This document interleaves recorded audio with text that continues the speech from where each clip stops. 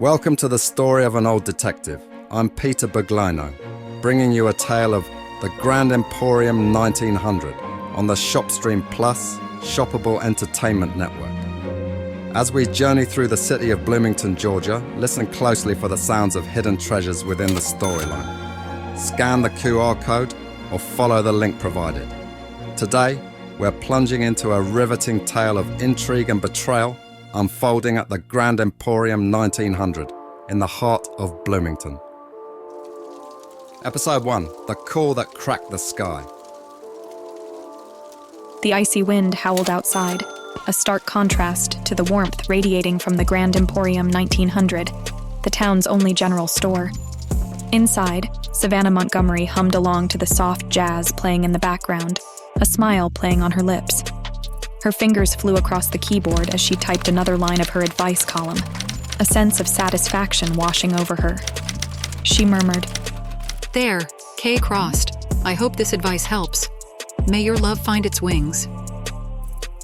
Sipping on her favorite coffee from Bloomington Bogart Coffee, curiosity twinged at her as she reread the letter, particularly the misspelling of cross. Was it a mere typo, or did it hold a deeper meaning? It was these little puzzles that added spice to her day, a welcome distraction from the quiet hum of the store during Gideon's business trip. Suddenly, a nagging feeling settled in her stomach. She couldn't shake the feeling Gideon hadn't been entirely truthful about his trip to New York. A stray comment he'd made the other day, a subtle tension he hadn't seemed to notice, all came rushing back. Dismissing it as mere overthinking, she pushed herself to focus on finishing her article on forgiveness for the Bloomington Daily News.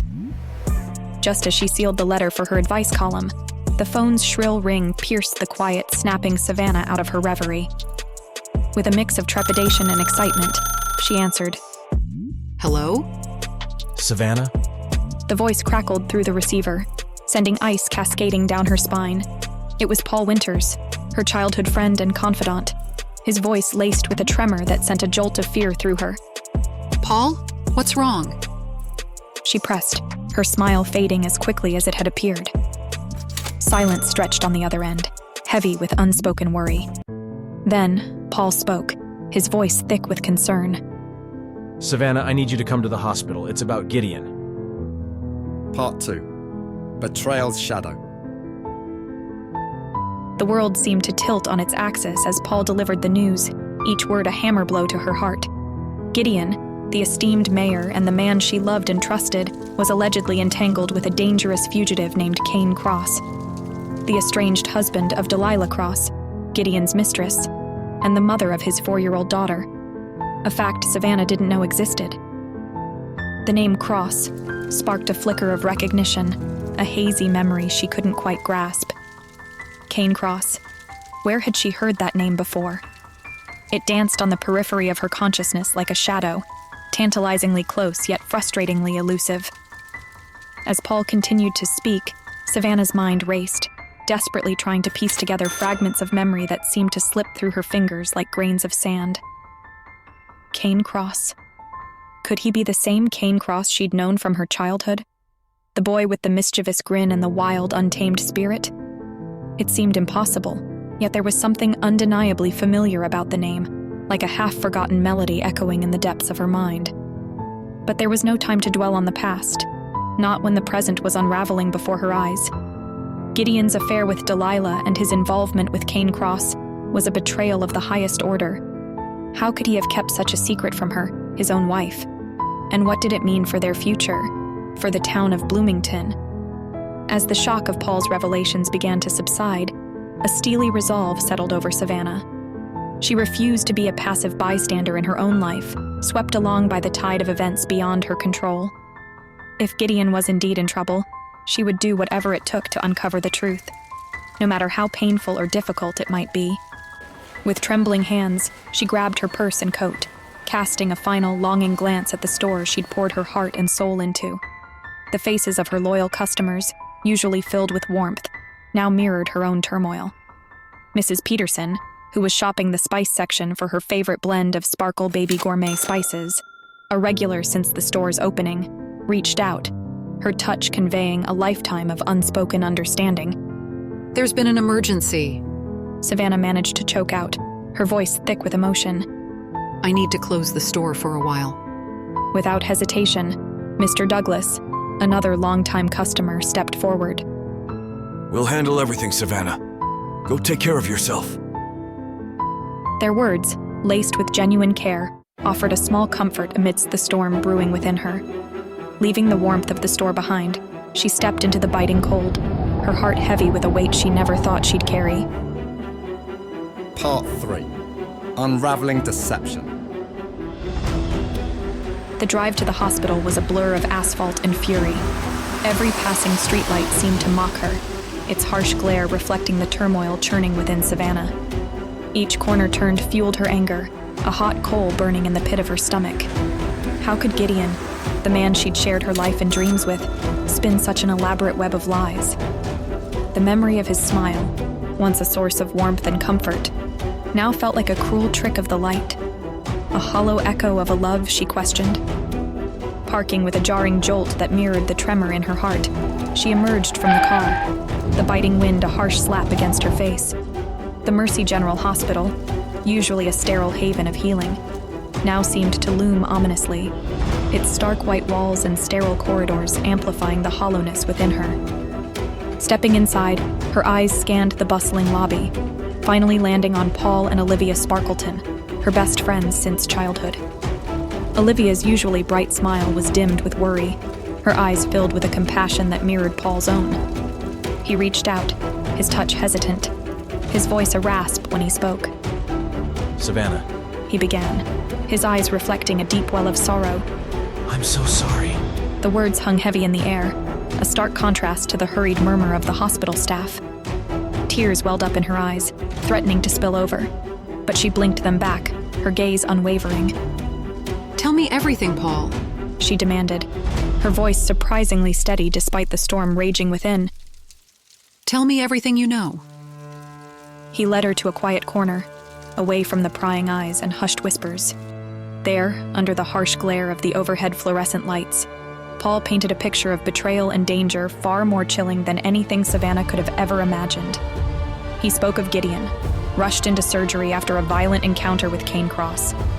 Gideon needed blood, and his only blood relative was Delilah's bastard child. With every word, a new detail clicked into place, forming a horrifying mosaic of truth. Gideon's cryptic comment, the subtle tension she'd missed, the veiled name in a letter, all seemingly disparate pieces now formed a unified picture of deception. A shiver ran down her spine, a cold premonition settling in her gut. This wasn't just about a relationship gone wrong. This was something far deeper, far more sinister. Beneath the surface of Gideon's life lay a hidden world, a tangled web of secrets and lies that threatened to consume them all. The anger that had fueled her journey seemed to dissipate, replaced by a steely resolve. This wasn't the time for emotional outbursts. This was the time to fight. For Gideon, for the truth, and for a future that now seemed shrouded in uncertainty.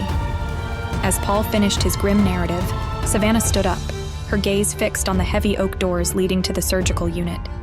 She would unravel this web of deception, thread by thread, no matter the cost. The fight for the truth had just begun. Part 4. A glimpse of the truth. As the truth sunk in, a tightly coiled knot of emotions formed within Savannah. Initial shock morphed into a potent cocktail of betrayal and concern. Gideon, the man she loved, might be in trouble, yet the thought of him facing it alone ignited a fierce loyalty. She opened her mouth, the words of unwavering support poised to spill out, ready to face whatever came their way together. But just then, a clamor erupted from the entrance of the hospital, shattering the fragile silence and leaving her declaration hanging in the tense air. Savannah turned, her heart pounding a frantic rhythm against her ribs. A team of police officers rushed in, their faces grim with urgency. They were accompanied by a woman, her face mostly obscured by the hood of her winter coat. Yet, even in the shadowed profile, there was an undeniable presence, a dangerous aura that sent shivers cascading down Savannah's spine. Paul's grip tightened on her hand, his knuckles turning white. Savannah, He whispered, his voice barely a tremor. that's her. That's Delilah Cross. Delilah Cross. the name echoed, heavy in the sterile air. A flicker of memory sparked in Savannah's gut, but remained frustratingly out of reach. Gideon's web of lies was deeper, darker than she ever dared imagine. Before Savannah could even process the full weight of the revelation, Delilah's eyes met hers across the crowded room. The hood dipped slightly, revealing a face that was both beautiful and unsettling. A knowing smirk played on her lips, a silent confirmation of Paul's words. But as Savannah's eyes fixated on the telltale curve beneath Delilah's coat, a chilling realization dawned upon her. The web of deception spun by Gideon now ensnared not only him and Delilah, but also their secret child, and another life, unborn, entering a web of lies. The stakes had soared to unimaginable heights, threatening to engulf them all in a vortex of lies and danger. Now, Savannah stood at a crossroads, torn between loyalty and self-preservation. Would she remain by Gideon's side, risking everything for the sake of truth and love? Or would she heed the ominous whispers of doubt and choose a path leading into the unknown? The answer hung in the balance, a silent question echoing in the depths of her soul. Thank you for embarking on this journey into the secrets of Bloomington with us. However, our investigation is only just beginning. To stay informed about the latest developments and to further uncover the mysteries that haunt our town, be sure to follow or tune in for the next episode of The Story of an Old Detective on ShopStreamplus, the Shoppable entertainment network. Until then, keep your eyes and ears open and never underestimate the power of the truth. Today's episode is brought to you by Bloomington Bogart Coffee, Sparkle Baby Gourmet, and Truth DNA. Scan the QR code or visit the link in bio.